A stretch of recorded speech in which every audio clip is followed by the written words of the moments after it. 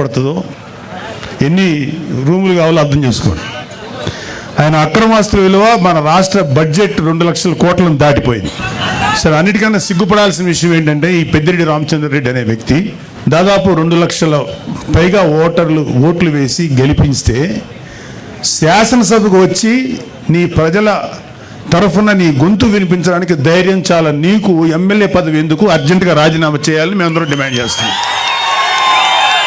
మీకే కాదు, మీ వైసీపీలో 11 మంది ఎమ్మెల్యేలు ఇంక్లూడింగ్ మీ నాయకుడు జగన్ రెడ్డి కూడా గెలిచి ఎందుకు మీరు శాసనసభకు రాలేకపోతున్నారు? ఎందుకు మీ వాయిస్ వినిపించలేకపోతున్నారు? భయం. అంటే మీరు అధికారంలో 150 సీట్లు వచ్చినప్పుడు నోటికి వచ్చినట్టు బిహేవ్ చేశారు, ప్రజల జీవితాలతో ఆడుకున్నారు. ఇక్కడ అతని బాధితులు ఇక్కడ ఇంకా ఉన్నారు. టైం లేక వాళ్ళతో మాట్లాడే అవకాశం మాకు లేదు, మాట్లాడించే అవకాశం రాలా. మీకు సిగ్గు, అభిమానం, ధైర్యం ఉంటే వచ్చి మీ గొంతు శాసనసభలో వినిపించండి. యూట్యూబర్లతోటి యూట్యూబ్లోను తర్వాత న్యూస్ ఛానల్స్లో మాట్లాడటం కాదు. ఇంక్లూడింగ్ జగన్ రెడ్డికి చెప్తున్నాం, వచ్చి నీ వాయిస్ శాసనసభలో వినిపించు. ఏమన్నా అంటే మాకు మైక్ ఇవ్వట్లేదు, మాకు మైక్ ఇవ్వలేదు. అరే మీరు వచ్చి మాట్లాడండి, ఆ మైక్ ఇస్తారు, అప్పుడుగా తెలుస్తుంది. అది రావడానికి, అది వచ్చి అసలు శాసనసభ చుట్టుపక్కల రావడానికి మీకు ధైర్యం సరిపోట్లా.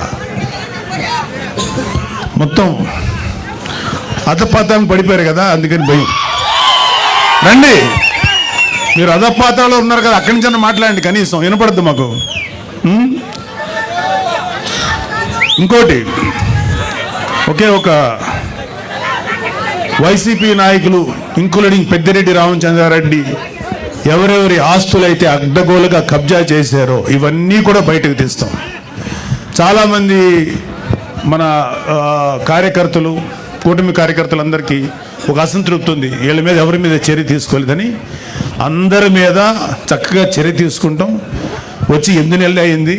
ముందు ఈ 8 నెలలు 1 ఇయర్లో ప్రజల సంక్షేమం ముఖ్యం, వీళ్ళ మీద పగ తీర్చుకోవడం ముఖ్యం కాదు. అయితే వీళ్ళ యొక్క క్రైమ్ని ముందు చెప్పడం కంటే కూడా ప్రజల వెల్ఫేర్ కోసం ముందు వచ్చాం కాబట్టి ముందు ఆ జాగ్రత్తలు తీసుకుంటున్నాం. ఈవెంచువల్గా జగన్ రెడ్డితో సహా, పెద్దిరెడ్డి రామచంద్రారెడ్డితో సహా అందరి మీద, మన కాకినాడ ద్వారంపూడితో సహా ప్రతి వాళ్ళ మీద చర్యలు తీసుకుంటాం. ఎవ్వడు లా నుంచి తప్పించుకోలేడు, చట్టం నుంచి ఎవ్వడు తప్పించుకోలేడు. ప్రతి వాడిని మెడబెట్టి లోపల తోస్తాం, అది గుర్తుపెట్టుకోండి. చివరగా ఒక చిన్న మాట, రైతు మీటర్ల పేరుతో 1500 కోట్లు విడుదల చేశారు, ఒక్క మీటర్ బిగించలేదు. ఆ 1500 కోట్లు ఏమయ్యాయి? Mister Peddireddy, you have to answer. మీ పార్టీలో మీతో పాటు మైనింగ్ వ్యాపారం చేసిన బాలినేని శ్రీనివాసరెడ్డి షేర్లు లాక్కున్నది నిజమా కాదా? ఆన్సర్.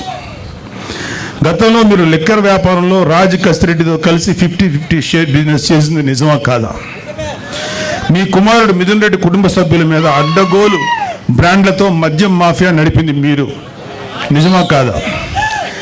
ఎన్నికల సమయంలో ప్రజలను భయభ్రాంతులు గురి చేసి అక్రమంగా గెలిచిన మీరు ఈరోజు నియోజకవర్గంలో అడుగు పెట్టాలంటే భయపడిపోయే స్థితిలో ఉన్నారు, నిజమా కాదా? ధైర్యంగా వచ్చి శాసనసభలో మాట్లాడండి. మేము మాట్లాడే మాటలు ఆయన ఈ మధ్యన మొన్న ఒక మీటింగ్లో అన్నాడు, నెక్స్ట్ మళ్ళీ మేము వచ్చేసేసి జగన్ రెడ్డిని సీఎం చేసుకుంటాం, మా మీద ఎవరెవరైతే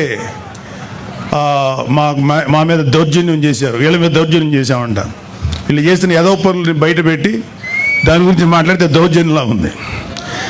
ఎవరెవరు చేస్తారో అందరి మీద తిరిగి మేము రిటార్చ్ ఇస్తాం, తిరిగి పగ తీర్చుకుంటాం అన్నారు. అరే, అది రావడానికి ఇంకా 4 సంవత్సరాల 7 నెలలు, ఎలక్షన్ రావడానికి. మళ్ళీ వచ్చే ఎలక్షన్లో మీరు గెలవడానికి ఛాన్స్ లేదు కదా. ఇప్పుడు 11 వచ్చినాయి, 11లో ఈసారి సింగిల్ డిజిట్కి పడిపోవద్దని గ్యారంటీ ఏంటి? మీరేమన్నా రామరాజ్యం నడిపారా? మీరేమన్నా మహానుభావులుగా పరిపాలించారా? వెయిట్. సో మీరు కళ్ళగంట మానండి. జగన్మోహన్ రెడ్డి చాలా సందర్భాల్లో మీతో మనం మాట్లాడిన మాటలు ఉన్నాయి. ఇక త్వరలోనే జమిలీ ఎలక్షన్స్ వచ్చేస్తాయి. మనం అధికారంలోకి వచ్చేస్తామని. ఇంత ఇంత ఇల్యూషన్ అంటే ఒక రకమైన మానసిక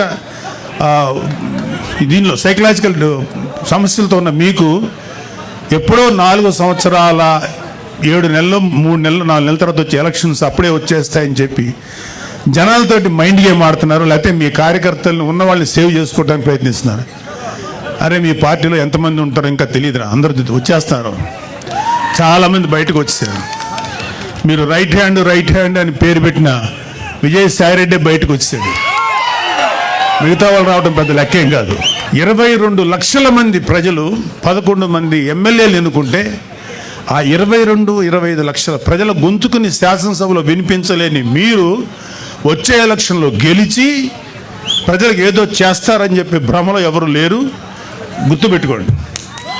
మీకు అందరికీ కూడా ఇంకొక 1 year 2 years లోపల అందరికీ మీ నేరాలకి మీరు చేసిన అక్రమాలకి ఆన్సర్ చెప్పుకోవాలి.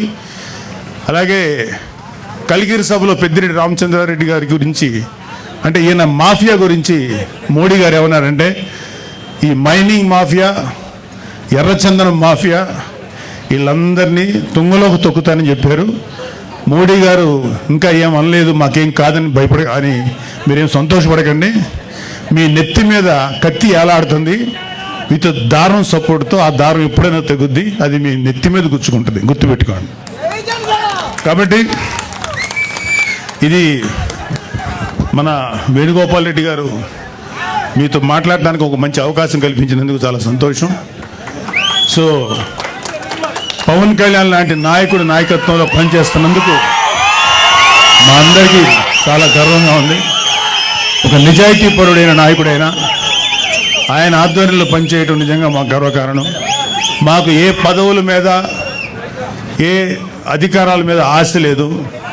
నిజాయితీగా పవన్ కళ్యాణ్ గారి యొక్క ఆశయాల మేరకు మేము పనిచేస్తున్నాం.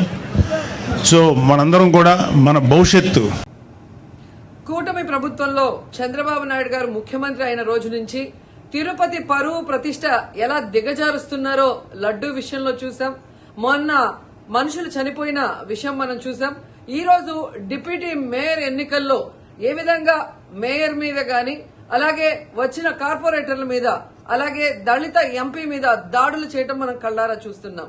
ఒకవైపు వైఎస్ఆర్సీపీ నాయకులు మాకు అవసరం లేదంటూనే చంద్రబాబు నాయుడు లోకేష్, మరోవైపు తమ నాయకులతో ఏ విధంగా కార్పొరేట్ల మీద, బస్సు మీద, అలాగే మేయర్ మీద, ఎంపీ గారి మీద దాడి చేశారు, రాళ్లతో కొట్టారు, బూతులు తిట్టారు, కొంతమందిని కిడ్నాప్ చేసి తీసుకెళ్లటం మనం కళ్ళారా చూస్తున్నాం.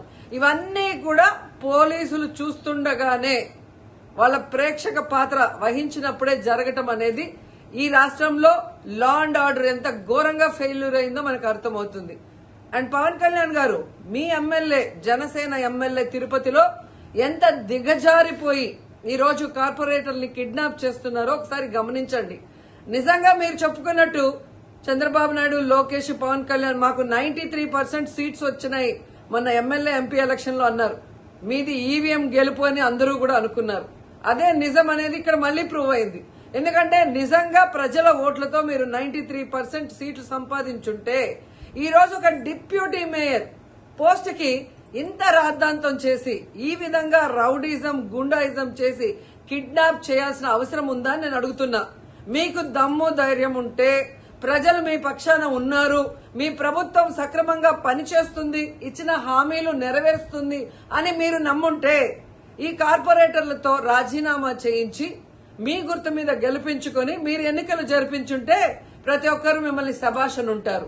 కానీ ఇక్కడ జరిగే ఒక డిప్యూటీ మేయర్ ఎన్నికలకే ఈ విధంగా ఒక మహిళని చూడకుండా మేయర్ ని ఏ విధంగా హ్యూమిలేట్ చేస్తున్నారు, ఆమె మీద దాడి చేస్తున్నారు, అలాగే ఒక దళిత ఎంపీ గురుమూర్తి గారి మీద ఎలా బూతులతో తిట్టి దాడి చేస్తున్నారో టీవీలో అందరూ గమనిస్తున్నారు. సో మీరు ఫెయిల్యూర్ అయ్యారు. ఈ 7 నెలల కాలంలో ప్రజలు మిమ్మల్ని అసహించుకుంటున్నారన్న విషయం తెలిసి ఇలా దిగజారుడు రాజకీయాలు, రౌడీ రాజకీయాలు చేయాలనుకోవటం నిజం కాదని నేను అడుగుతున్నా. ఒకవైపు ఎలక్షన్ కమిషన్ మేము రిక్వెస్ట్ చేస్తున్నాం, ఇలాంటి కూటమి ప్రభుత్వం చేసే ఈ దారుణాలకి ఫుల్ స్టాప్ పెట్టండి. ఎవరైతే ఈరోజు దాడి చేశారు, బూతులు తిట్టారు, కిడ్నాప్ చేశారో ఆ తెలుగుదేశం, జనసేన నాయకులందరూ కూడా టీవీల్లో కనిపిస్తున్నారు. వాళ్ళందరినీ కూడా అరెస్ట్ చేసి వాళ్ళకి పనిష్మెంట్ ఇవ్వాలి. అలాగే ఎన్నికలు, డిప్యూటీ మేయర్ ఎన్నికల్ని ప్రజాస్వామ్యబద్ధంగా నిర్వహించాలని ఈసీని డిమాండ్ చేస్తున్నాం. అలాగే చంద్రబాబు నాయుడు, లోకేష్, పవన్ కళ్యాణ్ కి తెలియజేసుకుంటున్నాం, మీకు ప్రజల పక్షాన నిలబడి ప్రజలకి మంచి చేశాము అన్న నమ్మకం ఉంటే, మీకోసం ఎవరైనా వస్తే వాళ్ళతో రాజీనామా చేయించి మీ పార్టీ గుర్తు మీద మీరు ఎన్నికలకి వెళ్ళండి. 3 పార్టీలు ఉన్నాయిగా, బీజేపీ, తెలుగుదేశం, జనసేన. మరి మీకు ప్రజలు ఓట్లేస్తారన్న నమ్మకం లేదా? లేదా ప్రజాబద్ధంగా గెలిచిన కార్పొరేటర్లతో మీరు రిజైన్ చేయిస్తే వాళ్ళు గెలుస్తారన్న నమ్మకం లేదా అని ప్రశ్నిస్తున్నాను.